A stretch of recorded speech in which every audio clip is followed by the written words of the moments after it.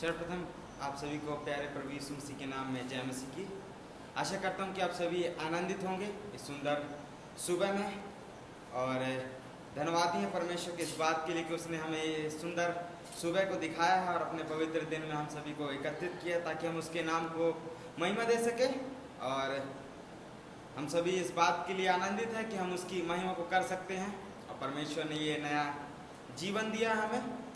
और इस आराधना में आप सभी का स्वागत है। हम सभी इस आराधना को भजन संहिता 142 को पढ़ते हुए हम आरंभ करेंगे। भजन संहिता 142 इसको पढ़ते हुए हम इस आराधना का आरंभ करेंगे। परमेश्वर का जीवित कलाम इस प्रकार लिखा हुआ है। मैं पुकार कर यहोवा की दुहाई देता हूँ, मैं अपने शब्दों में यहोवा से विनती करता हूँ। मैं अपना दुखड़ा उसके सामने रोता हूँ, मैं अपने कष्ट का वर्णन उसके सामने करता हूँ। जब मेरी आत्मा मुझ में व्याकुल थी, तू मेरे पथ को जानता था। मैं जिस मार्ग पे चलता हूँ उसी में उन्होंने मेरे लिए फंदा लगाया है। दाहिनी ओर दृष्टि कर और देख, क्योंकि कोई मुझे नहीं पूछता। मेरे लिए कहीं शरण नहीं रही, कोई मेरा प्राण की चिंता नहीं करता। हे यहोवा, मैं तुझे पुकार उठा, मैंने कहा तू मेरा शरण स्थान है। जीवितों की भूमि पर तू मेरा भाग है। मेरी पुकार पर ध्यान दे, क्योंकि मेरी बड़ी दुर्दशा हो गई है। मेरे सताने वालों से मुझे छुड़ा, क्योंकि वे मुझसे अत्यधिक बलवान हैं। मेरे प्राणों को बंदी गृह से निकाल, कि मैं तेरे नाम का धन्यवाद करूं। धर्मी लोग मेरे चारों ओर इकट्ठा होंगे, क्योंकि तू मेरा बहुत उपकार करेगा। परमेश्वर इस वचन के पढ़े और सुने जाने पर हम में से प्रत्येक को आशीष दे। आइए हम प्रार्थना करेंगे। धन्यवाद प्रभु जी, एक बार पुनः इस सुंदर समय में हम सभी पिता परमेश्वर आपके चरणों के सम्मुख में आते। प्रभु जी, हम विशेष धन्यवाद देते पिता परमेश्वर आपके प्रेम के लिए, दया के लिए, आपके अनुग्रह के लिए पिता, जो हमारे जीवन में पर्याप्त है प्रभु जी। और इस सुंदर पवित्र के दिन में आपने अपने भवन में प्रभु जी हमें एकत्रित किया है, ताकि पिता परमेश्वर हम इस आराधना के माध्यम से और इस इंटरनेट के माध्यम से पिता लोगों तक आपका वचन पिता परमेश्वर पहुंचा सके। प्रभु जी, हम सभी पिता परमेश्वर इस माध्यम से आपके नाम को महिमा दे सके। प्रभु जी, धन्यवाद देते पिता इस सुंदर संगति के लिए। हम विशेष प्रार्थना करते हैं जितने लोग पिता परमेश्वर हमें सुन रहे हैं इस वीडियो के माध्यम से, आप इस आराधना के माध्यम से प्रभु जी अपने पिता परमेश्वर आशीष दें, आनंद प्रदान करें पिता। गीतों का गाया जाना, वचन का सुना जाना प्रभु जी और पढ़ा जाना, हर एक चीज प्रभु जी सिर्फ और सिर्फ आपकी महिमा के लिए हो सके पिता। आप हर एक आराधना के भाग में आप हमारी अगुवाई करें, और विशेष प्रभु जी आप हमारे हृदयों को, मनों को तैयार करें। आपकी उपस्थिति इस भवन में हम चाहते हैं पिता परमेश्वर, आप मदद करें पिता। हम गिनती में तो थोड़े हैं, परंतु पिता परमेश्वर आपका वचन इस प्रकार से कहता है, जहाँ 2 या 3 मेरे नाम से एकत्रित होते हैं वहाँ पर मैं उपस्थित हूँ। और इस बात के लिए हम आपका धन्यवाद देते हैं और विश्वास भी करते हैं प्रभु जी कि आप इस भवन में उपस्थित हैं। प्रभु जी, हम धन्यवादी हैं आपके प्रेम के लिए, आपकी दया के लिए पिता।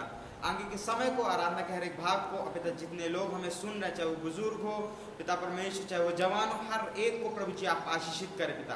अब हर एक से पिता इस आराधना के माध्यम से उनसे बोले और बातचीत करें पिता परमेश्वर। सारी बातों के लिए पिता हम धन्यवाद देते पिता। आगे के समय को, आगे की बातों को हम आपके समर्थ्य तुम सौंपते हैं और इस प्रार्थना प्रभु यीशु मसीह आपके नाम से मांगते हैं, आमीन। समय होगा कि हम परमेश्वर की महिमा के लिए कुछ गीतों को गाएंगे।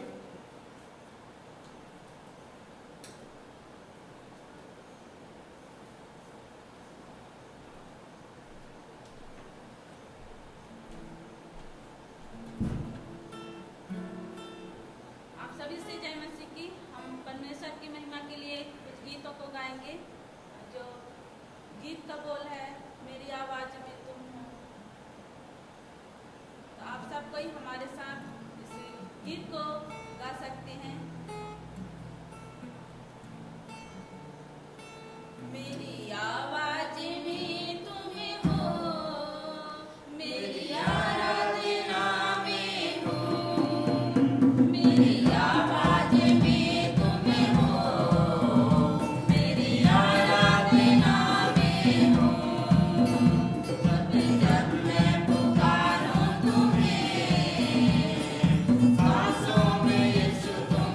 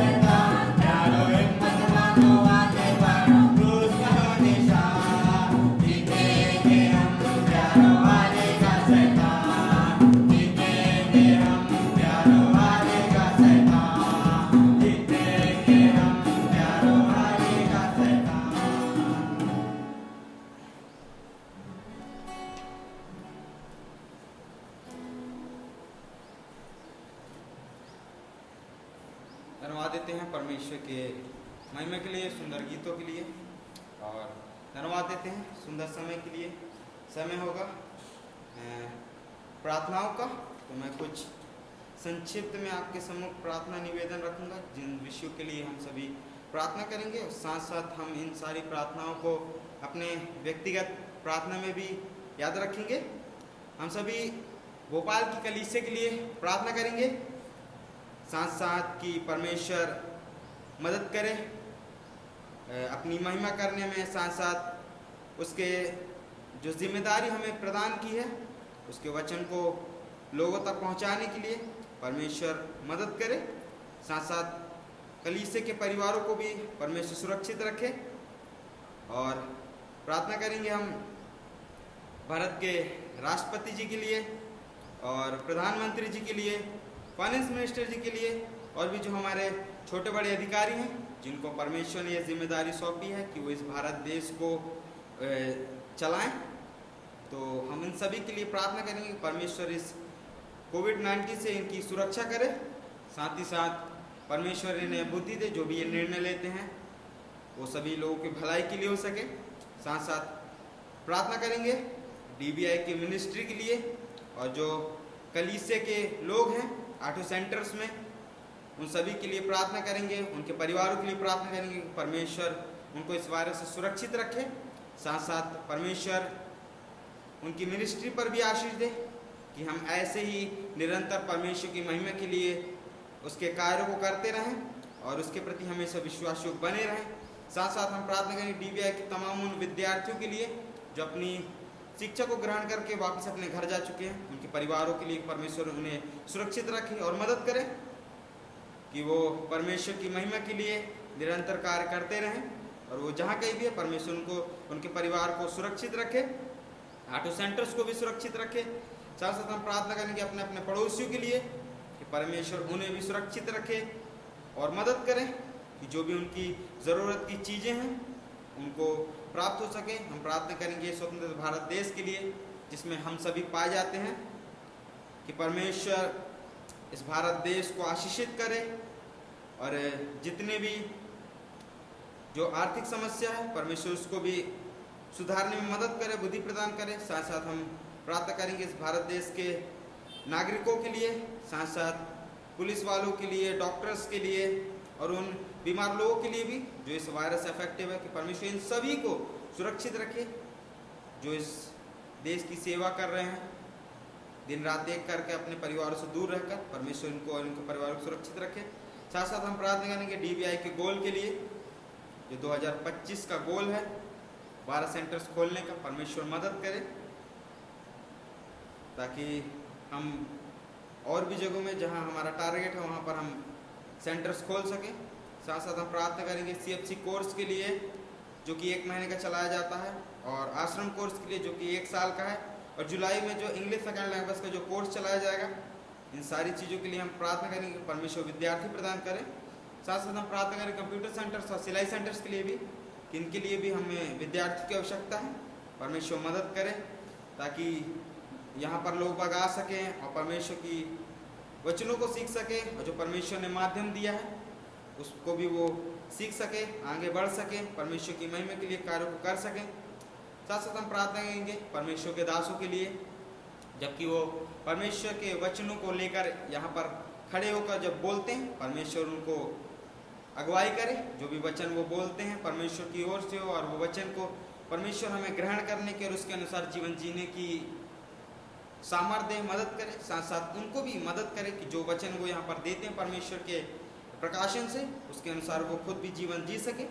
साथ साथ आप सभी के पास भी यदि कोई प्रार्थना रिक्वेस्ट है तो आप हमें कमेंट बॉक्स पर लिख कर दे सकते हैं, और हमें डायरेक्ट कांटेक्ट भी कर सकते हैं, और हम सारी बातों के लिए हम प्रार्थना करेंगे। आइए हम प्रार्थना करें। प्रभु जी, हम आपका धन्यवाद देते हैं इस सुंदर समय के लिए। प्रभु जी, की एक बार पुनः हम आपके चरणों के सम्मुख में आ सके। प्रभु जी, विशेष धन्यवाद देते पिता परमेश्वर, इस भोपाल की कलीसिया के लिए हम आपसे प्रार्थना करते हैं पिता, जो अपने पिता परमेश्वर इसे अयोध्या नगर फेज 5 में आपने रखा है। प्रभु जी, इस भवन के लिए हम आपका धन्यवाद ही प्रभु जी, और विशेष प्रार्थना करते इस बात के लिए पिता, जबकि आपने अपने भवन को इधर पर रखा है प्रभु जी, इस जगह पर आपसे प्रार्थना करते कि आप मदद करें यहाँ पर उपस्थित प्रत्येक लोगों के लिए प्रभु जी, जो हम पिता परमेश्वर पा जाते हैं। आप आशीष दें प्रभु जी, जबकि आपने हमें चुनकर अपने भवन में रखा प्रभु जी अपने कार्यों को करने के लिए। आप पिता परमेश्वर उन सभी को पिता परमेश्वर आप संभालें, आप मदद करें पिता परमेश्वर, ताकि जो जिम्मेदारी आपने हमें दी है प्रभु जी हम उसे ईमानदारी के साथ पूरा कर सके प्रभु जी, आपकी महिमा कर सकें। साथ साथ पिता परमेश्वर हम पिता परमेश्वर ऐसे ही आपकी महिमा के लिए कार्य कर सके पिता परमेश्वर। इस लॉकडाउन के अंतर्गत भी प्रभु जी हम इस लॉकडाउन का कैसे पिता परमेश्वर बड़े अद्भुत रीति से इसका इस्तेमाल कर सकें, आप मदद करें। साथ साथ हम प्रार्थना करते पिता परमेश्वर अपने भारत देश के तमाम अधिकारियों के लिए, हमारे आदरणीय राष्ट्रपति जी के लिए, प्रधानमंत्री जी के लिए, फाइनेंस मिनिस्टर के लिए, और पिता परमेश्वर और भी जो हमारे छोटे बड़े अधिकारी हैं प्रभु जी, जिन्हें आपने रखा हुआ प्रभु जी इस भारत देश को चलाने के लिए प्रभु जी, हम आपसे प्रार्थना करते हैं कि आप मदद करें कि हम उनके निकाले हुए नियमों का पालन करें, उनके अधीन रहें प्रभु जी, और जो भी वो निर्णय लेते हैं प्रभु जी वो सभी लोगों की भलाई हो सके, आपकी महिमा के लिए हो सके। साथ साथ पिता परमेश्वर हम प्रार्थना करते हैं इस बात के लिए कि आप उन्हें और उनके परिवार को पिता इस वायरस से पिता आप सुरक्षित रखें, आप मदद करें पिता, ताकि उनके जीवन से पिता परमेश्वर आपकी महिमा हो सके पिता परमेश्वर। हम प्रार्थना करते पिता परमेश्वर विशेष तौर से DBI की मिनिस्ट्री के लिए प्रभु जी, जो जिम्मेदारी आपने पिता परमेश्वर 8 सेंटर्स को सौंपी है, अपने दासों को सौंपी पिता परमेश्वर, जो कि 8 सेंटर्स में पाए जाते हैं प्रभु जी, उन तमाम पिता परमेश्वर आपके दासों के लिए हम आपसे प्रार्थना करते पिता परमेश्वर कि आप मदद करें, उन्हें इस वायरस से सुरक्षित रखें। साथ साथ पिता जो जिम्मेदारी आपने उन्हें दी है प्रभु जी, विशेष तौर से अजिक सर के लिए हम आपसे प्रार्थना करते हैं, जबकि इन 8 सेंटर्स का पिता परमेश्वर जिम्मेदारी आपने उनके हाथों में सौंपी, आप उन्हें बुद्धि प्रदान करें, ताकि पिता परमेश्वर वो सारी चीज़ें जो वो करते हैं प्रभु जी आपकी महिमा के लिए हो सके, जो भी वो निर्णय लेते हैं पिता परमेश्वर आपकी महिमा के लिए हो सके पिता परमेश्वर, आप उन्हें आशीषित करें, और पिता उनके परिवारों को भी आप सुरक्षित रखें। साथ साथ पिता परमेश्वर और भी जो आपके दास है प्रभु जी, उन सभी को प्रभु जी आप सुरक्षित रखें प्रभु जी, और उनके परिवारों को भी सुरक्षित रखें। जो जिम्मेदारी आपने सौंपी है प्रभु जी आप मदद करें कि वो सारी जिम्मेदारी प्रभु जी वो अच्छी रीति से उसको निभा सके प्रभु जी, और विश्वास योग्यता के साथ आपकी सेवकाई को आगे बढ़ा सके पिता। वहाँ पे जितने भी पिता परमेश्वर उस 8 सेंटर्स में आपके लोग हैं प्रभु जी, उन सभी को इस वायरस से सुरक्षित रखें, और पिता आपकी महिमा हो सके। जो कलीसिया हैं प्रभु जी उनके परिवारों को भी आप सुरक्षित रखें और मदद करें, कि कलीसिया प्रभु जी दिन पे दिन पिता परमेश्वर आपकी महिमा के लिए कार्य करते जाए पिता, और पिता परमेश्वर आप में निरंतर पिता परमेश्वर बढ़ते जाए पिता परमेश्वर। हम प्रार्थना करते पिता परमेश्वर DBI के उन भूतपूर्व विद्यार्थियों के लिए पिता, जो अपनी शिक्षा ग्रहण करके अपने घर गए हैं प्रभु जी, आप उन्हें भी सुरक्षित रखें, उनके परिवारों को भी सुरक्षित रखें, और मदद करें वो जहाँ कहीं भी हैं प्रभु जी निरंतर आपकी महिमा करते हुए पाए जाए प्रभु जी, आपकी वचनों में वो हमेशा भीगे रहे प्रभु जी, और आपकी महिमा करते रहे। 8 सेंटर्स को आपके पवित्र और समर्थित पिता परमेश्वर आपकी महिमा हो, उनकी सुरक्षा करे प्रभु जी। सांसा प्रार्थना करते पिता परमेश्वर हम अपने पड़ोसियों के लिए, जो पिता इतने सुंदर आपने पड़ोसी दिए प्रभु जी, उन सभी के लिए हम आपसे प्रार्थना करते हैं कि आप मदद करें। विशेष तौर से पिता परमेश्वर भाई प्रवीण जी, तुषाल जी पिता परमेश्वर, संतोष अंकल प्रभु जी, भाई महेंद्र पिता परमेश्वर, भाई दिनेश, और जो पिता परमेश्वर हमारे आसपास पिता परमेश्वर जो लोग हैं प्रभु जी, उन सभी को हम आपके पवित्र और समर्थित उन सब पिता परमेश्वर कि आप मदद करें पिता परमेश्वर, कि इनकी आत्मा भी मचाई जा सके पिता परमेश्वर, और ये आपके भवन पिता परमेश्वर आपकी महिमा करते हुए पाया जाए पिता। इस फेज 5 को पिता परमेश्वर आपके समर्थित उन सब पिता परमेश्वर, हम गिनती में तो थोड़े हैं प्रभु जी, परंतु पिता परमेश्वर आपके वचन के अनुसार पिता परमेश्वर आप यहाँ पर उपस्थित हैं, और आप मदद करें पिता परमेश्वर कि इस कलीसिया में जबकि लोग बहुत कम हैं प्रभु जी, आप मदद करें पिता, आप लोगों को यहाँ पर लेकर आएँ, ताकि पिता परमेश्वर हम सभी मिलकर पिता आपके नाम को महिमा दे सके पिता परमेश्वर, उन सभी को आप सुरक्षित रखें। साथ साथ इस स्वतंत्र भारत देश के लिए भी हम आपका धन्यवाद देते हैं, जहाँ पर आपने हमें रखा है, इस स्वतंत्रता के लिए प्रभु जी हम आपका धन्यवाद देते हैं कि आप पिता परमेश्वर आपने हमें ऐसी स्वतंत्रता दी है पिता, जहाँ पर पिता परमेश्वर हम आपकी महिमा कर सकते हैं, आपके वचनों को सुन सकते हैं, पढ़ सकते हैं। विशेष प्रार्थना करते पिता परमेश्वर डॉक्टर्स के लिए पिता परमेश्वर, और जो हमारे भारत देश के सुरक्षा सहकर्मी हैं पिता, जो पिता मिलिट्री के जो पिता जवान है प्रभु जी, उन सभी को पिता, जबकि अपने परिवार से दूर रहकर पिता इस देश की सेवा कर रहे हैं प्रभु जी, अपनी जिम्मेदारियों को पूरा कर रहे हैं, उनके परिवार को उनको आप सुरक्षित पिता परमेश्वर इस वायरस से रखें। साथ साथ पिता जो इस वायरस से अफेक्टिव है पिता, हम इस बात के लिए प्रार्थना करते पिता कि आप मदद करें कि पिता वो चंगाई को प्राप्त कर सके, अपने परिवारों से मिल सके प्रभु जी। जो भी पिता परमेश्वर आपने उनके लिए रखा प्रभु जी, वो हो सके प्रभु जी। आपकी इच्छा प्रकट हो पिता परमेश्वर। पिता हम साथ साथ पिता परमेश्वर हम प्रार्थना करते पिता परमेश्वर DBI के गोल के लिए प्रभु जी, जो 2025 तक प्रभु जी हमें 12 सेंटर्स खोलने हैं प्रभु जी। आप मदद करें इससे पिता परमेश्वर, इस दर्शन को पूरा करने में आप मदद करें। आपकी महिमा हो प्रभु जी। हमारे दृष्टिकोण से पिता परमेश्वर ये असंभव लग रहा, परंतु पिता परमेश्वर आपके लिए सब कुछ संभव है प्रभु जी। और पिता परमेश्वर हम धन्यवाद देते हैं कि उन सारे पिता जो दर्शन आप हमें देते हैं और हम उस दर्शन को देखते हैं प्रभु जी, उस दर्शन को आप पूरा करने में आप हमें सामर्थ्य प्रदान करते प्रभु जी।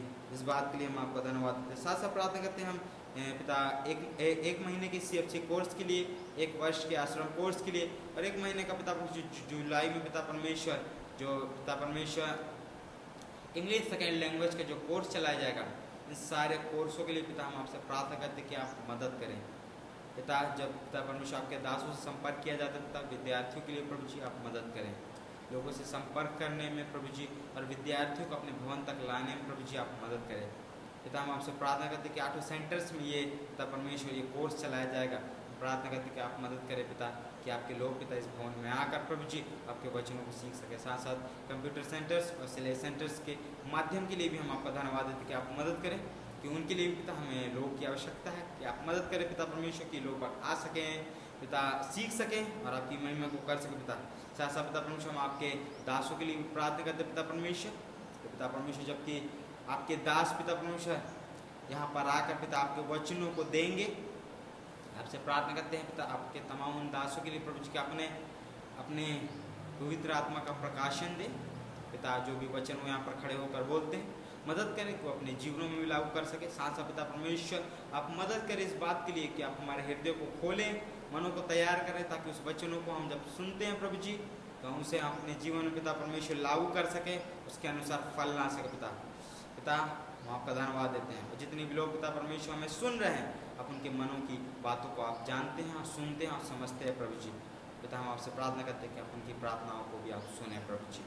सारी बातों के लिए पिता हम आपका धन्यवाद देते हैं। एक बार पुनः सारी प्रार्थना और निवेदनों को और इस पिता परमेश्वर इस भोपाल की कलीसिया को आपके पवित्र और समर्थित हम सौंपते हैं। आगे के समय को, आगे की बातों को आपके समर्थित हम सौंपते हैं। इस प्रार्थना को प्रभु यीशु मसीह आपके नाम से मांगते हैं, आमीन। परमेश्वर का धन्यवाद देते हैं। समय होगा कि हम परमेश्वर के लिए भेंटों को एकत्रित करेंगे और इसी से हम एक छोटा सा गीत भी गाएंगे।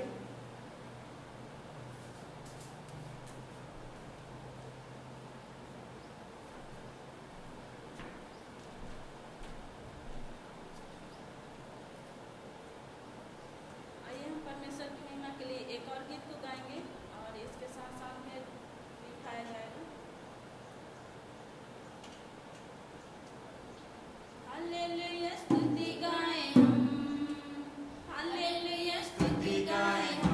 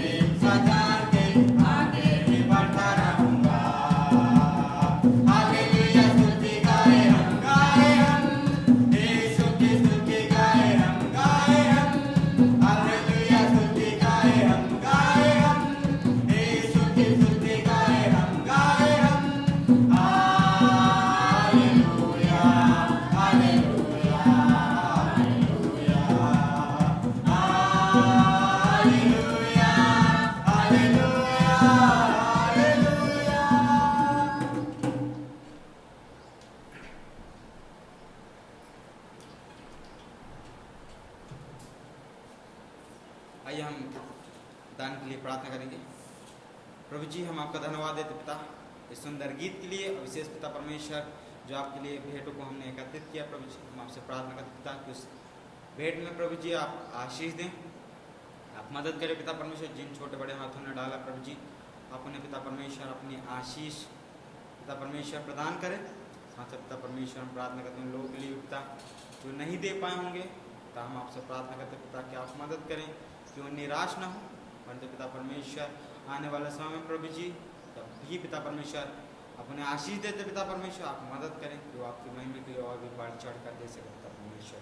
सारी बात के लिए हम आपका धन्यवाद देते, विशेष प्रार्थना करते पिता आपके दास के लिए, जबकि वो यहाँ पर आकर पिता आपके वचनों को हमारे सम्मुख बांटते हैं प्रभु जी पिता। उस आत्मिक भोजन के लिए हम आपसे प्रार्थना करते हैं कि आप मदद करें, हमारे हृदय को हमारे मनों को आप तैयार करें पिता। जब वो वचन पिता यहाँ से बोला जाता है कि पिता परमेश्वर, तो उस वचन को हम अपने जीवनों में सुनकर और लागू कर सके पिता परमेश्वर। आपके दास को आपके समर्थित हम सकते हैं यहाँ पर आपकी उपस्थिति को मानते पिता। सारी बातों में धन्यवाद देते इस प्रार्थना को विष्णु से मान समय होगा परमेश्वर के वचनों को सुनने का।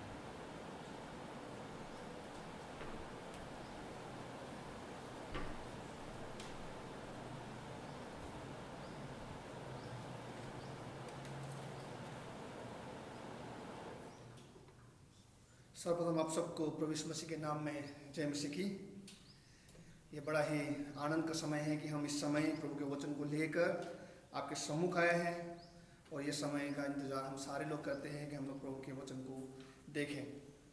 तो आइए हम लोग समय को न घुमाते हुए हमारे साथ आप खोल सकते हैं आज विलाप गीत उसका 4 अध्याय, विलाप गीत उसका 4 अध्याय उसका 1 से लेकर 11 आयत, लेकिन हम 12 को भी आप पढ़ना चाहेंगे आपके सम्मुख।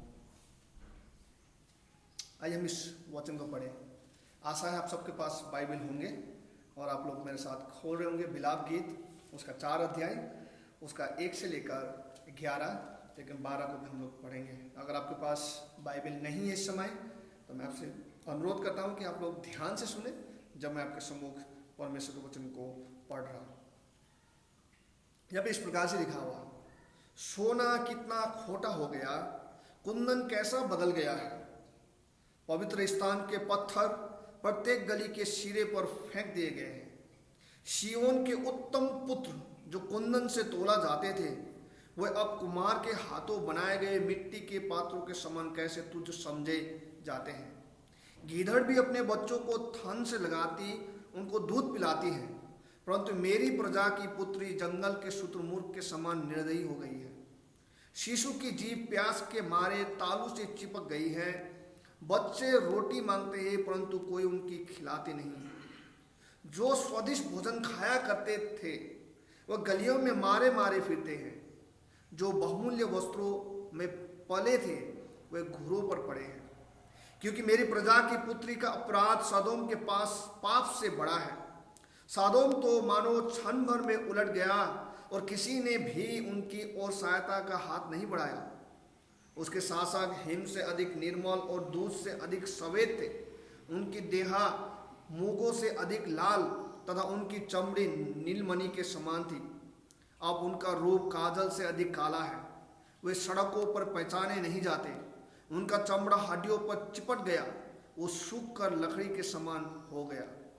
जो तलवार से बेधे गए वे भूख से मरने वाले से बेहतर है, क्योंकि ये खेत की उपज के अभाव में भूख से घूल घूल कर मरते हैं। दयालु स्त्री ने अपने हाथों से अपने ही बच्चों को पकाया। मेरी प्रजा के पुत्री के सर्वनाश के कारण वो ही उनका आहार हुई। यहोवा ने अपना पूरा रोष प्रकट किया। उसने अपने भयानक कोप का प्याला उंडेल दिया है, और सिय्योन में उसने ऐसा आग लगा दी है जिसे वह जड़ मूल तक भस्म हो गया है। 12 पद, न पृथ्वी का कोई राजा न जगत का कोई वासी इस पर विश्वास कर सका कि विरोधी और शत्रु यरूशलेम के फाटकों से प्रवेश कर सकेंगे। तो इस वचन को पढ़े जाने और सुने जाने में हम सबको आशीष प्रदान करें। आइए हम लोग प्रार्थना करें। प्रभु, आपके वचन का सही अर्थ सिर्फ आप ही लगा सकते हैं। इस समय प्रभु हमने आपके वचन को आपके लोगों के बीच में आपकी उपस्थिति में खोलकर प्रभु पढ़ दिया है। प्रभु हम आपसे प्रार्थना करते हैं कि अब आप स्वयं कैसे इसको समझें और पालन करें, ताकि प्रभु हम जब आपके सामने खड़े हो एक दिन, तो प्रभु आप हमें गले से लगाएं और उस सदा काल के जीवन में प्रभु आप हमें लेके चले जाएं। आप सहायता कर हम समझ सकें। प्रार्थना प्रभु यीशु मसीह आपके नाम से मांगते हैं, आमीन। जैसे कि हम सब लोग लगातार इस बात को जानते हैं कि हम लोग विलाप गीत को पिछले कई हफ्तों से हम लोग देखते हुए आ रहे हैं, और हम लोग इस बात को भी समझने की कोशिश कर रहे थे कि जो लेखक है, जो यिर्मयाह, बहुत सारी बातें यहाँ पे बता रहे हैं। उसने लगातार इस बात को बताने की कोशिश की हम लोगों को कि कैसे हम मुश्किल समयों में भी, कठिनाइयों में भी परमेश्वर में बने रह सकते हैं और स्थिर हो सकते हैं। कैसे हम अपने जीवन में परमेश्वर पर भरोसा रख सकते हैं। इन सारे बातों में वो हमें उत्साहित कर रहा था। वो इस बात को बताने की कोशिश कर रहा था कैसे हम अपने जीवन में ठहराव को ला सकते हैं, कैसे हम लोग संचारिक चीजों में न लग जाए परंतु आत्मा की बातों में लगे रहे। क्योंकि लेखक को यह मालूम था कि संचार जो है वो बहुत ही चालाक है और किसी भी समय इंसान को लुभाते हुए वो परमेश्वर से इंसान को, मनुष्य को दूर कर सकता है। और उसने कई दफा इन सारी बातों को लगातार कितने हफ्तों से हमें बताते हुए आया है। परंतु आज का खंड जहां पे हम लोग हैं, ऐसा लगता है कि वो हमें इन सारी बातों में उत्साहित करने की ओर नहीं ले जा रहे, परंतु वो कुछ खास बातों को बताने की कोशिश कर रहे हैं कि अगर हमने परमेश्वर में रहकर अपने जीवन को यापन नहीं किया और संचार की ओर अपनी आंखों को लगाया तो क्या होगा। ऐसा लगता है कि अब समझाने का समय जो है वो खत्म हो गया है। अब वो कुछ और बात है जो हमें बताने की कोशिश कर रहे हैं। यहां पर जिन बातों की चर्चा इस खंड में हो रहा है, आप और हम में से कोई भी ये नहीं चाहता कि ये घटना हमारे जीवनों में हो, हमारे परिवार में हो। जिस बात को लेखक यहां पे समझाने की कोशिश कर रहा है, जो बात इस खंड में वो बता रहा है या बताने जा रहा है, वो हमारे कल्पना से भी बाहर है। कभी आप इस बारे में सोच ही नहीं सकते, आप इमेजिन भी नहीं कर सकते। ऐसी घटना की जिक्र यहां पे कर रहा है और ये कोई काल्पनिक बात नहीं है, ये सत्य बात है जो लेखक यहां पे बोल रहा है। क्योंकि ये घटना यरूशलेम में हुआ था। यरूशलेम में रहने वाले लोग, जिसको एक समय कहा जाता था कि परमेश्वर के लोग के रूप में चुना जाता था, पहचाना जाता था, उनके जीवन में ये घटनाएं सब कुछ हुआ है। और ये सत्य इसलिए भी है क्योंकि परमेश्वर का वचन इस बात को यहां पे बता रहा है। ये सब कुछ तब हुआ जब लोगों ने परमेश्वर के वचन को त्याग दिया और अपने आप को ये सोचने लगा कि ये सब कुछ जो हमारे पास में है, ये सब कुछ इसलिए क्योंकि हमारे पास अधिकार है। हमारे अधिकार के कारण, हमारे सामर्थ्य के कारण ये सब कुछ हमारे जीवन में है। ऐशो आराम, सुख, चैन। जब लोगों ने अपने जीवन में स्वार्थ को स्थान दिया, स्वार्थ में जीने लगे, घमंड करने लगे और सब लोग ऐसे ही पाप करते चलने लगे, तो ये सब कुछ घटनाएं होने लगा जो यहां पे बताया जा रहा है लेखक के माध्यम से। पर मैं आपसे निवेदन करना चाहता हूं, इससे पहले कि इस खंड में जाऊं, व्याख्या करने लगूं, मैं आपसे निवेदन करना चाहता हूं, आप ऐसे समय के इंतजार न करें जिसकी चर्चा यहाँ पे किया गया है, जिस बारे में यहाँ पे बताया गया है। और इस बात का भी मैं आपको चेतावनी देना चाहता हूं कि ऐसा ना हो कि सोचते सोचते जो है वो समय निकल जाए।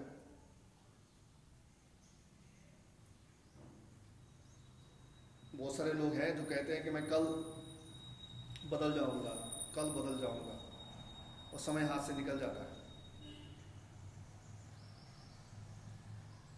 मैं चाहता हूं कि आप परमेश्वर के वचन को, जो यिर्मयाह लेखक के माध्यम से परमेश्वर स्वयं हम सबको समझाने की कोशिश कर रहे हैं, इस पे हम अपना ध्यान को केंद्रित करें, ताकि हम लोग इस बात को समझ सके और इस बात को देख सके कि जो समझ है और जो सामर्थ है, जो हमारे भलाई का है, वो परमेश्वर की ओर से सिर्फ आता है। परमेश्वर के पास आप लौट आए। लेखक एक समय का वर्णन कर रहा है यहां पे। ऐसा समय का वर्णन कर रहा है जहां पे लोगों का नियंत्रण अब पाप में नहीं रहा। अब पाप लोगों को नियंत्रण कर रहा है, और जब पाप लोगों पे नियंत्रण करता है, आप कल्पना भी नहीं कर सकते कि पाप आपसे क्या करवा सकता है।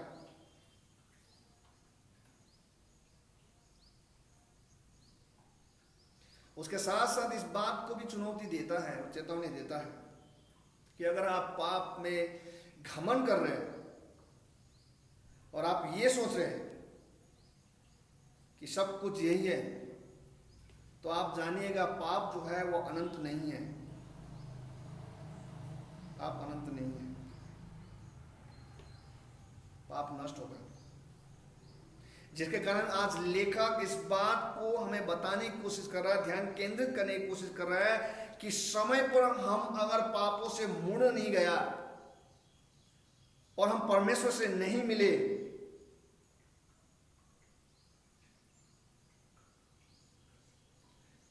क्योंकि ये पाप जो है हमें सृष्टिकर्ता से दूर कर रहा है। और अगर आप ये सोच रहे हो कि पाप है क्या, हमने तो कभी पाप किया नहीं है, तो आपको बड़ा ही साधारण रूप से समझाने की कोशिश करूंगा पाप क्या है। पाप वो है जो आपको परमेश्वर से दूर करता है। वो कुछ भी हो सकता है, आप स्वयं सोचिएगा। अगर आपको परमेश्वर के साथ समय व्यतीत करने का समय नहीं मिल रहा है, परमेश्वर से बातें करने का समय नहीं मिल रहा है, उसकी आराधना के लिए समय नहीं मिल रहा है, उसका वचन पढ़ने के लिए समय नहीं मिल रहा है, इन सारी चीजों के लिए अगर आपको समय नहीं मिल रहा है, तो आप कहीं ना कहीं सृष्टिकर्ता परमेश्वर से दूर हो रहा है थोड़े थोड़े करके, और आप एक दिन अपने आप को ऐसे स्थान में पाएंगे जो पाप से ग्रसित आपका जीवन होगा। और आप इस बात को याद रखिएगा, परमेश्वर पाप को कभी भी स्वीकार नहीं करता, क्योंकि आपने पाप का भयंकर रूप को नहीं देखा है और परमेश्वर जानता है उसको। पाप जो है वो कभी भी आपको परमेश्वर में जो आनंद मिलता है उसमें आनंदित होने कभी नहीं देगा। वो सिर्फ और सिर्फ परमेश्वर से आपको दूर करता है। इसीलिए आज परमेश्वर के दास लेखक यिर्मयाह, या यूं कहें कि परमेश्वर अपने दास लेखक के माध्यम से इस बात को बताने की कोशिश कर रहा है इस खंड में कि पाप जो है वो राज्य करता है, परंतु संपूर्ण राज्य नहीं। जो आज का इस खंड का मुख्य बात है जिसको मैं बोलना चाहता हूं, पाप राज्य करता है परंतु संपूर्ण राज्य नहीं। सिन रेंज बट नॉट सुप्रीमली। पाप राज्य करता है परंतु संपूर्ण राज्य नहीं। कितना आनंद की बात है। उनके लिए दुख की बात है जो पाप में घमंड करते हैं, लेकिन हमारे लिए आनंद की बात है जो प्रभु में विश्वास करते हैं कि पाप राज्य करता है हां, परंतु संपूर्ण राज्य नहीं। सिन रेन्स बट नॉट सुप्रीमली। क्यों ये बात यहां पे कहा जा रहा है? क्यों इस बात को मैं आपके सम्मुख लेके आ रहा हूं? अभी आप सब लोग ऐसे समय में रह रहे हैं जिसकी कल्पना तो हमने कभी नहीं किया होगा। एक ऐसे समय में हम लोग रह रहे हैं। हम सब ने अपने भविष्य सुंदर बनाने की सोचे होंगे, हम सब ने अपने अपने कल्पना किए होंगे बहुत सारी चीजें, लेकिन आज जिस स्थान में, जिस परिस्थिति में, जिस समय में हम लोग अपने जीवन को यापन कर रहा है, ऐसा कभी हम लोगों ने सोचा नहीं है। एक तो महामारी कोविड-19 आ गए, जिससे जीवन जो है वो अस्त व्यस्त हो गया है। आपको पता ही नहीं चल रहा है कि आप का नियंत्रण आपके जीवन में है कि नहीं है। तमाम प्रकार के नियम अब जीवन में आ चुका है। आप में से बहुत सारे लोग तंग भी हो गए होंगे, और हम लोगों ने कतई भी ऐसे नहीं सोचा था। इतना ही नहीं, परंतु ऐसे समय में हम लोग अपने जीवन को यापन कर रहा है जो खुली किताब के समान है। आपके सम्मुख आप देख सकते हैं क्या हो रहा है आपके आंखों के सामने, दुनिया में हर जगह। बहुत समय मेरे पास लोग आते हैं, बड़े हंस के मजाक के साथ मुझसे बोलते हैं और बातें कहते हैं, मानो उन्होंने कुछ गलती नहीं की। वो इस प्रकार से कहते हैं, थोड़ा बहुत झूठ तो चलता है, पापी पेट का सवाल है, नहीं तो भूखे मरना पड़ेगा। बड़ा सुंदर रूप से बोलते हैं और बड़ा अच्छा लगता है जब आप उनके चेहरे को देखते हैं, बड़ा खुश होते हैं। ऐसा लगता है जैसे उन्होंने बहुत बड़ा कप जीत लिया है झूठ बोलकर, और उसमें आनंदित होते हैं और बड़े आनंद के साथ बात करते हैं। इस बात को भूल जाते हैं कि जिस सृष्टिकर्ता ने हमें सृष्टि की है, क्या वो हमारे भोजन का प्रबंध नहीं करता? क्या उस भोजन के लिए हमें झूठ बोलने की जरूरत है? इस बात को क्या समझ में नहीं आ रहा है? उनको मालूम है, हम सबको मालूम है ये, परंतु तो झूठ क्यों बोल रहा है? तो ऐसा झूठ क्यों? क्योंकि मनुष्य जो है वो स्वार्थी हो गया है और वो ये सोचने लगा है कि दुनिया जो है अब ऐसा ही चलेगा, जिसके कारण से आज जिस परिस्थिति में, जिस समय में हम लोग रह रहा है, वो एक ऐसा समय है जिसकी कल्पना हमने नहीं की थी, हम नहीं चाहते। जहां पे मतभेद है, जहां पे लड़ाई है, जहां पे एक दूसरे के साथ प्रेम नहीं है, स्वार्थ में जीवन जी रहा है। भाई अपने भाई के विरोध में है, पिता अपने बच्चे के विरोध में है, सास अपने बहू के विरोध में है, पड़ोसी अपने पड़ोसी के विरोध में है। आप बोल रहे होंगे ये आपको कहां से पता चला? आप न्यूज खोलिए, आप देखिए न्यूज को उठाकर, आप न्यूज़पेपर को पढ़िए। पति अपने पति के साथ और पत्नी अपने पति के साथ आपस में लड़ रहे हैं।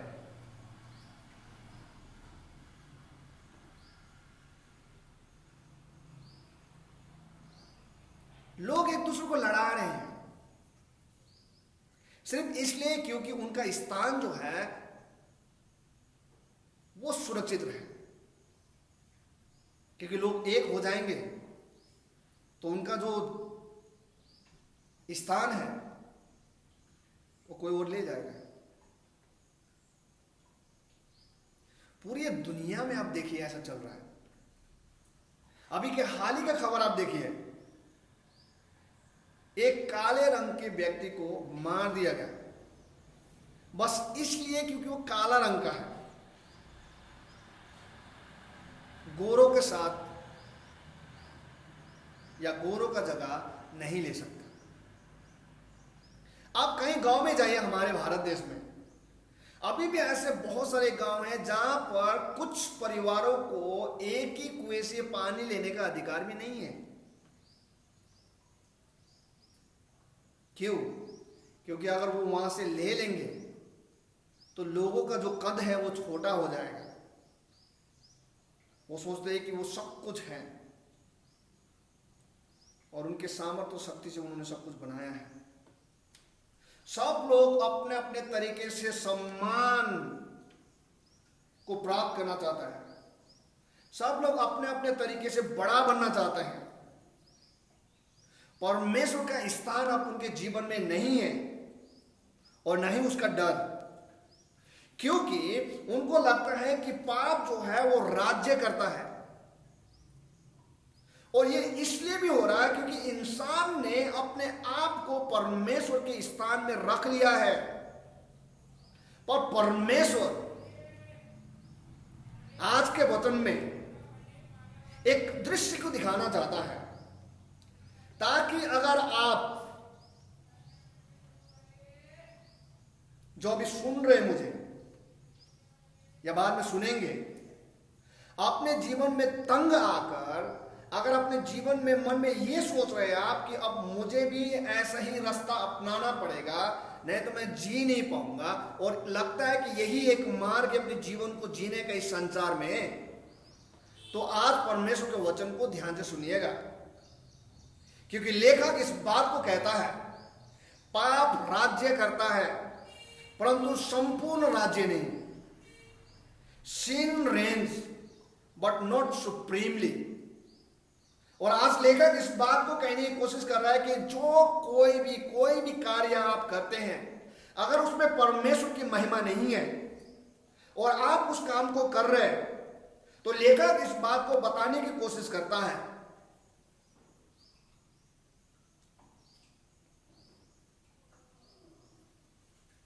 क्या बताने की कोशिश करता है?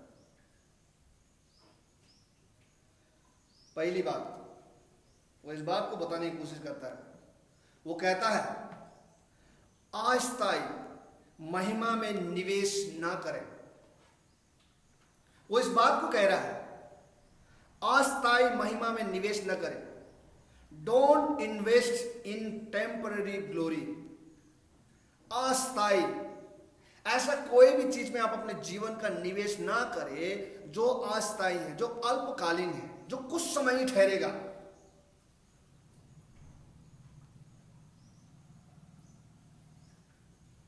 आप देखिएगा कभी कभी लोग बड़े सुंदर शब्द बोलते हैं, मौसम आते हैं मौसम चले जाते हैं, अधिकारी आते हैं अधिकारी चले जाते हैं, बहुत बड़े योद्धा है बहुत बड़े योद्धा चले गए, देश आया देश चला गया। लोगों ने सबने इसको होल्ड रखने की कोशिश की लेकिन नहीं हो पाया, क्योंकि ये सारी चीज जो है अस्थायी महिमा है और लोग इसमें ही निवेश कर रहे हैं आज अपने जीवनों को, ऐसे चीजों में जिसमें परमेश्वर की महिमा नहीं है। आज का वचन अगर हम 1 से लेकर 3 पद को पढ़ते हैं तो बड़ा सुंदर रूप से इस बात को बताने की कोशिश कर रहा है। लिखा हुआ सोना कितना खोटा हो गया है। इससे पहले कि मैं इसमें व्याख्या करूं मैं आपको एक इतिहास बताना चाहता हूं, ताकि इसको बताने में समझने में आपको आसानी हो जाएगी और आप जल्दी समझ जाएंगे। इतिहास इस प्रकार से है। इतिहास में परमेश्वर ने एक व्यक्ति जिसका नाम सुलेमान था उसको बुद्धि प्रदान की। वो वचन कहता है कि उससे बुद्धिमान पुरुष ना तो कभी हुआ था पहले और ना कभी होगा। उस बुद्धिमान व्यक्ति ने परमेश्वर के लिए एक भवन को बनाया, जिस भवन की चर्चा पूरे विश्व में फैल गई और ऐसे फैला कि लोग उसको देखने के लिए हमेशा जागरूक रहते थे, इच्छुक रहते थे। लोग आते थे, वो देखते थे और देखकर उस भवन के बारे में परमेश्वर की महिमा बिना करे कभी नहीं जाते थे और बनाने वाले सुलेमान की बुद्धि की महिमा करे बिना नहीं जाते थे, क्योंकि उसकी बनावट जो है वो कल्पना से परे थे। लोगों ने कभी ऐसे नहीं सोचा। सुंदर, अति सुंदर। और सबसे आनंद की बात तो यह है कि उस भवन में परमेश्वर ने अपनी उपस्थिति दे रखी थी। स्वयं परमेश्वर वहां पे उपस्थित होते थे। जो कोई भी लोग आके वहां पे प्रार्थना करते थे उसकी प्रार्थना को सुना जाता था, जिसके कारण से इस राज्य में, इस यरूशलेम में, इस देश में लड़ाई करने का तो छोड़िए आप, अटैक करने की तो छोड़िए आप, उसके बारे में गलत भी लोग नहीं सोचते थे, डरते थे लोग, घबरा जाते थे। क्यों? क्योंकि परमेश्वर वहां पे था। लेकिन समय के अनुसार जैसे जैसा समय बीतता चला गया, लोगों का ध्यान जो है वो परमेश्वर से हटकर वस्तुओं में लगने लगे। उस स्थान के लोगों का, उस शहर के लोगों का, लोग ये सोचने लगे कि ये सारा कुछ इसलिए हो रहा है क्योंकि उनके पास बुद्धि है, उनके पास सामर्थ्य है, उनके पास धन है, सब कुछ है, इसलिए ये सब कुछ जो है उनको हो रहा है। जो सुरक्षा उनको महसूस हो रहा है, जो आनंद उनको मिल रहा है, सब कुछ जो है वो उनके द्वारा हो रहा है। और ज्यादा उसके लालच उनके मन में आने लगे। कहा जाता है कि वहां पे जो सोना पाया जाता था वो सबसे खरा सोना था जो लगाया गया था उस यरूशलेम में। अब परमेश्वर को छोड़ वस्तुओं को खोजने में लोग लग गए थे, वस्तुओं की पूजा करने लोग लग गए थे। किसी भी प्रकार से अगर उनको वो वस्तु मिल जाता है, चीजें प्राप्त हो जाती है, उस कार्य को करने के लिए क्षण भर वो लोग नहीं सोचते थे कि उसका जो असर है वो क्या होगा, वो तुरंत कर लेते थे। अस्थायी महिमा में अपने जीवन को निवेश करने लग गए थे लोग, और यह बात भूल गए थे कि सब कुछ जो उनके साथ है वो इसलिए क्योंकि परमेश्वर की उपस्थिति उनमें बनी हुई है। और इस बात को भूल गए वो लोग कि परमेश्वर ने राजा सुलेमान से इस बात को भी कहा था कि जब तक तू और तेरी प्रजा मेरे नियमों के अनुसार चलता हुआ पाया जाएगा, किसी और का आराधना करते हुए नहीं पाया जाएगा, मेरी भक्ति करते हुए पाए जाएंगे, तभी तक ये देश और भवन सब कुछ सुरक्षित है। लेकिन लोगों ने ऐसा नहीं कहा, लोगों ने इस बात को भूल गया। लोग सोचने लगे कि सब कुछ हमारा ही है और हमारे कारण ही हुआ है।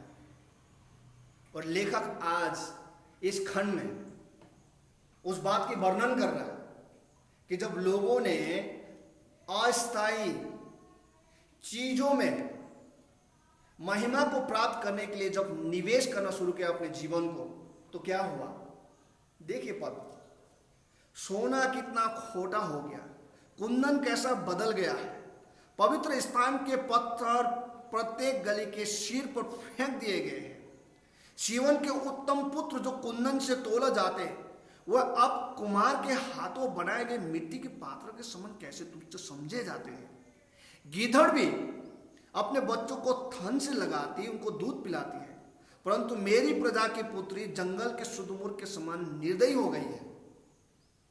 देखिए उनके जीवन, उनका समय, उनके परिस्थिति को यहाँ पे कैसे वर्णन कर दिया है।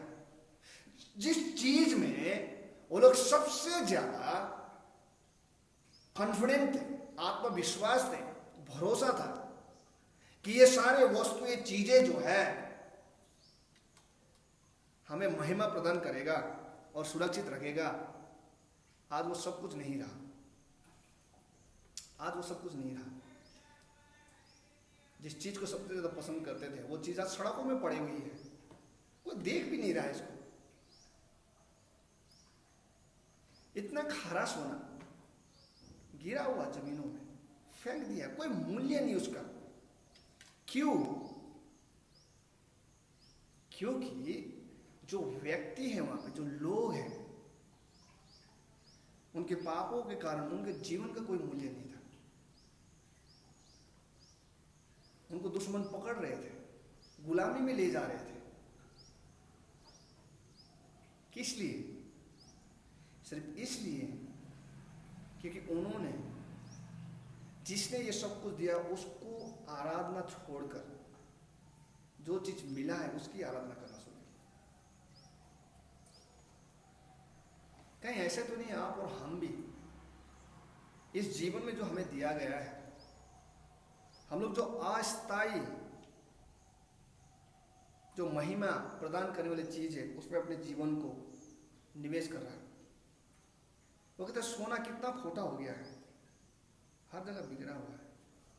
जिस बात को बताना चाहता है वो ये है कि ऐसे वस्तुओं में आप मन न लगाए जो अस्थायी है, ऐसे बातों में मन लगाए जो अस्थायी है। चीजों के मूल्य तभी तक है जब आपका रिश्ता परमेश्वर के साथ है। अगर उसके साथ आपका रिश्ता नहीं है तो उसका मूल्य कुछ भी नहीं है। क्यों? क्योंकि वचनकार लेखक दूसरी बात इस प्रकार से कहता है, वो कहता है हर पाप का हिसाब होगा, हर पाप का हिसाब होगा। No sin will go unpunished, no sin will go unpunished, यानी कि हर पाप का हिसाब होगा।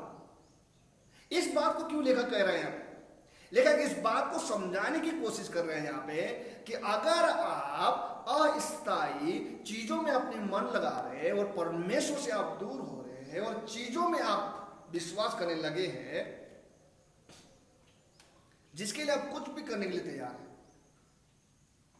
आज के समाज में अगर हम लोग देखें तो लोग कर रहे हैं अपने लाभ के लिए, अपने फायदे के लिए। ऐसा समय आ गया है कि कुछ भी हद तक लोग जाने के लिए तैयार हैं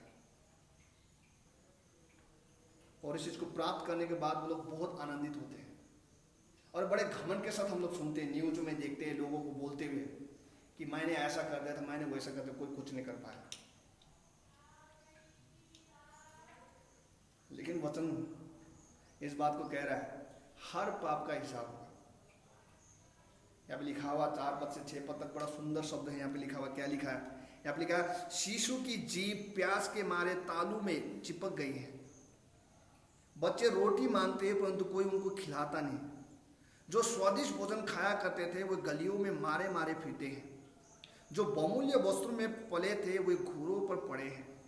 क्योंकि मेरी प्रजा की पुत्री का अपराध सदोम के पाप से बड़ा है। सदोम तो मानो क्षण भर में उलट गया और किसी ने भी उसकी सहायता न की, हाथ नहीं बढ़ाया। आप क्या सोचते हैं? ये क्यों बोल रहे हैं? ये क्या है? किस बात को बता, इस बात को बताने की कोशिश कर, इस परिस्थिति को लेकर जो है आपके ऊपर प्रकट करने की कोशिश कर रहे हैं कि जब पाप आप करते हैं तो पाप का हिसाब आपको देना पड़ेगा, उसका हिसाब होगा। और क्या हुआ? ऐसा समय को यहाँ पे दिखाया जा रहा है कि आप अपने ही परिवार में अपने ही लोगों के जरूरत को पूरा करते हुए नहीं पाए जाएंगे। आप भागे भागे फिरते हुए पाया जा रहा है यहाँ पे।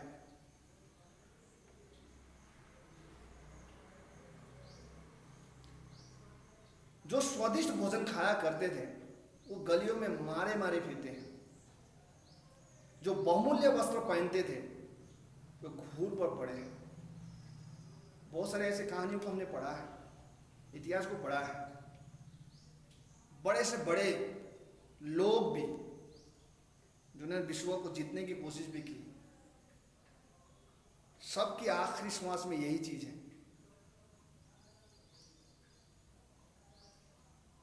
कि काश हमें किसी ने बता दिया हो तो पहले, तो हम इस प्रकार के मृत्यु को नहीं लेते।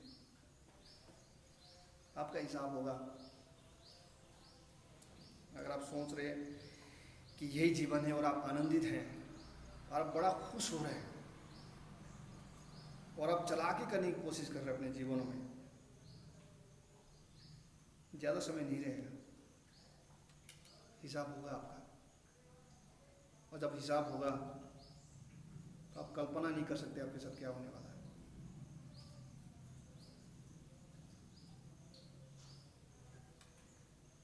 मैं थोड़ा सा समय बिताना चाहूंगा आखिरी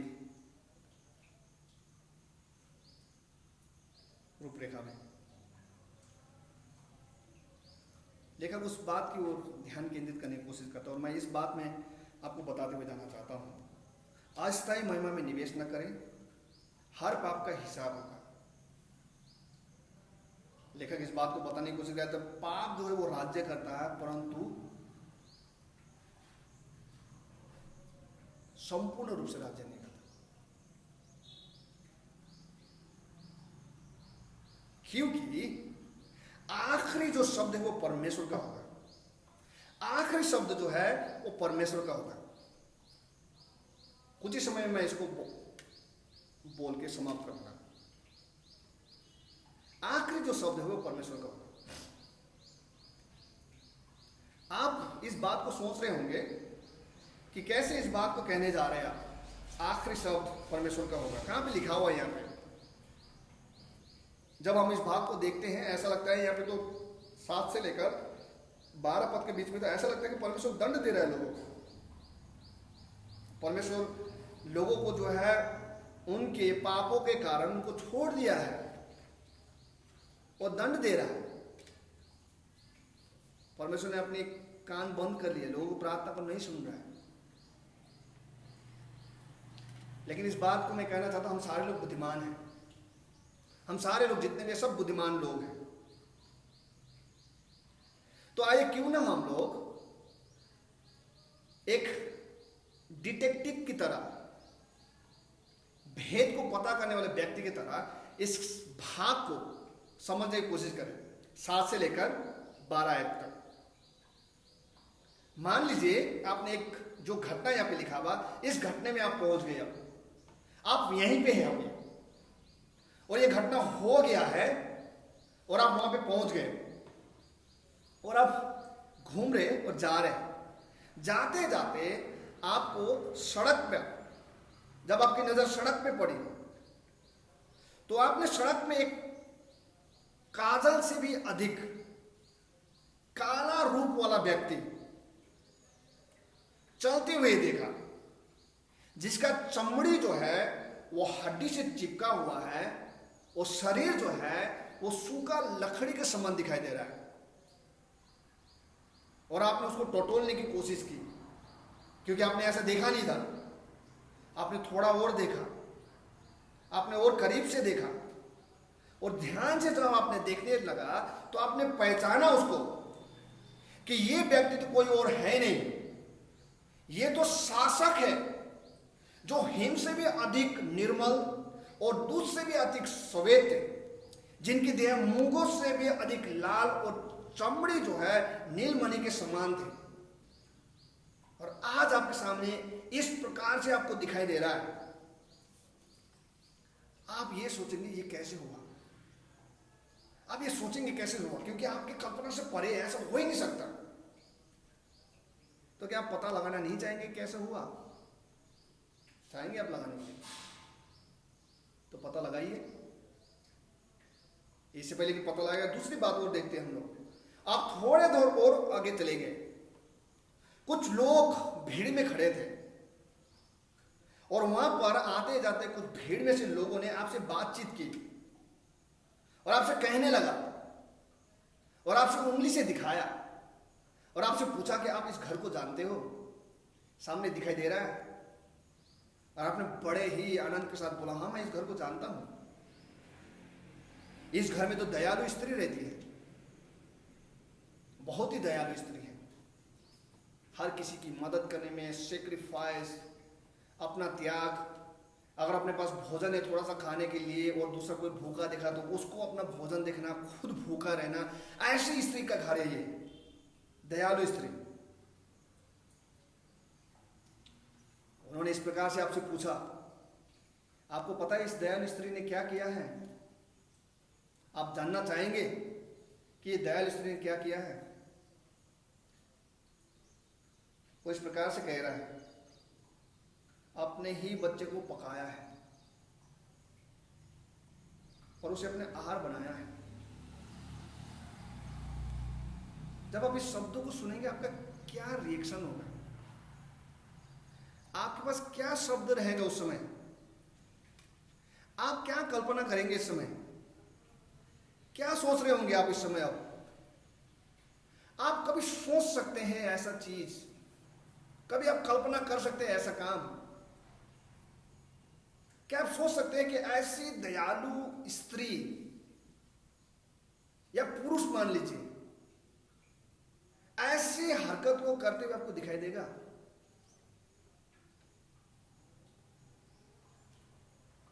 कभी आप सोच नहीं सकते कि ऐसा हो सकता है, लेकिन ये सत्य है। ये सत्य है।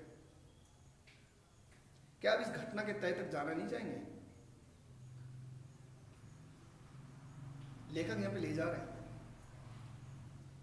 इसको समझना जरूरी है कि ये क्यों हो रहा है, ऐसा क्या हुआ जिसके कारण ये सारी चीजें हो रहा है, जिसकी कल्पना भी आप नहीं करेंगे, कल्पना मैं भी नहीं करूंगा।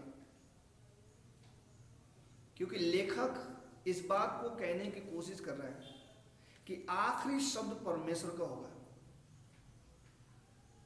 ये क्यों? लोग जब पाप में भरोसा करने लगते हैं, विश्वास करने लगते हैं, उनको लगता है कि पाप राज्य कर रहा है, परंतु पाप राज्य नहीं कर सकता संपूर्ण रूप से, और नहीं कर रहा राज्य, क्योंकि आखिरी शब्द जो है वो परमेश्वर का होगा। और वचन इस बात को कहता है कि जब मनुष्य परमेश्वर से दूर हो जाता है तो पाप उस पर राज्य करने लगता है, पाप उस पर राज्य करने लगता है। हमें लगता है कि हम पाप पर नियंत्रण कर रहे हैं, परंतु ऐसा नहीं है। पाप हम पर नियंत्रण कर रहा होता है। जैसे पानी का धार जिस दिशा में बह रहा है, अगर आप उस दिशा में जब चल रहे होते हैं तो आपको ऐसा लगता है कि आपका नियंत्रण पानी में है, या मान लो कि आप तैर रहे हैं तो आपका लगता है कि पानी में आपका नियंत्रण है। आप गलत हैं, पानी आपको नियंत्रण कर रहा है। सच जानना है तो उसके विपरीत आप तैर के देखिए, तब आपको पता चलेगा कि पानी का धार आपके साथ क्या कर रहा है। ऐसे ही पाप के साथ भी है। आपको लगता है कि पाप आपके नियंत्रण में है, आप छिप के कर रहे हैं, गुप्त रूप में कर रहे हैं, थोड़ा थोड़ा करके कर रहे हैं। वो कुछ भी प्रकार के पाप हो सकता है, अपने आप को संतुष्ट करने का हो सकता है, चोरी करने का हो सकता है, दूसरों को चोट पहुंचाने का हो सकता है, बहुत सारे ऐसे पाप हैं। और आप सोच रहे होंगे ये तो मेरे नियंत्रण में है, जब मैं चाहूं करता हूं, जब मैं चाहूं ना करता हूं। आप गलत फहमी में हैं।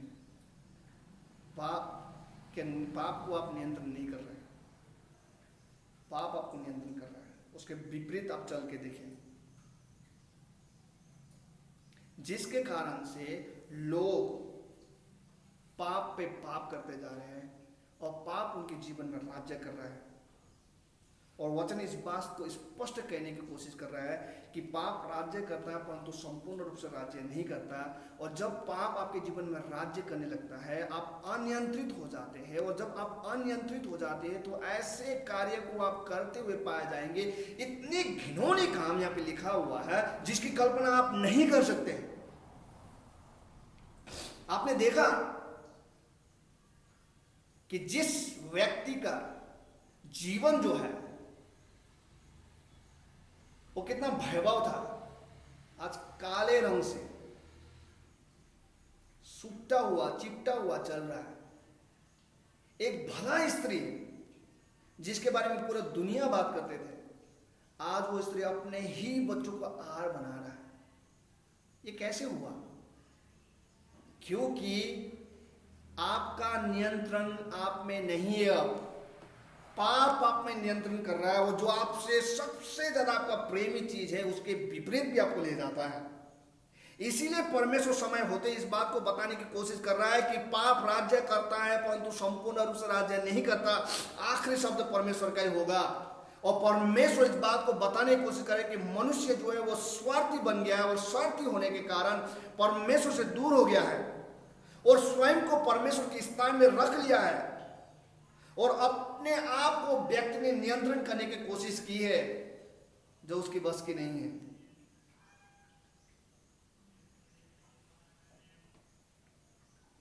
और ये सब कुछ पाप का फल है, क्योंकि परमेश्वर का शब्द आखिरी शब्द है और परमेश्वर ने ये सब कुछ बता दिया था पहले से कि अगर तुम लोग मेरे वचन के अनुसार नहीं चलोगे और पाप में चलोगे तो पाप जो है तुमसे ये सारा चीज कराएगा। और आज हो रहा है ये सारी चीज। आज जो भी चीज हम दुनिया में देख रहे हैं वो सब कुछ इसी कारण से है कि जब इंसान परमेश्वर से दूर हो जाते हैं और पाप में आ जाते हैं और लगता है कि हम सब कुछ प्राप्त कर लेंगे, लेकिन पाप जो है इतनी घिनौनी पाप कराता है कि आपके बस में नहीं होता। जिसके कारण से प्रभु का दास इस बात को भी कहता है इस बात को भी कहता है कि परमेश्वर जो है वो भला है, परमेश्वर भला है, वो अभी भी कर सकता है। क्योंकि पद 12 में ये लिखा हुआ, ना पृथ्वी का कोई राजा ना जगत का कोई वासी इस पर विश्वास कर सका कि विरोधी और शत्रु यरूशलेम के फाटक में प्रवेश कर सके।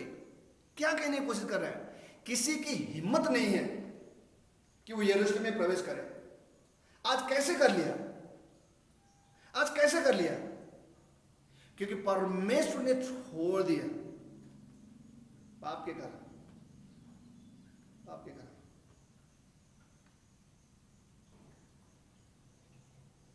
किसी प्रभु के दास ने इस प्रकार से बोला है। आप लोग अगर सोच रहे हैं कि ऐसा नहीं है, ऐसा नहीं होता, हम तो बहुत अच्छे हैं, ये सब कुछ इसलिए हुआ क्योंकि परमेश्वर ने करने के लिए छोड़ दिया, नहीं। किसी व्यक्ति ने इस प्रकार से कहा है, प्रभु के दास ने, टूथपेस्ट को आप जब दबाते हैं तो क्या निकलता है? टूथपेस्ट निकलता है, कोई फेयर एंड लवली वगैरह नहीं निकलेगा आपके चेहरे को चमकाने के लिए। उसी प्रकार से परिस्थिति इंसान को जब दबाता है तो वही उस व्यक्ति से निकलता है जो उसके अंदर है।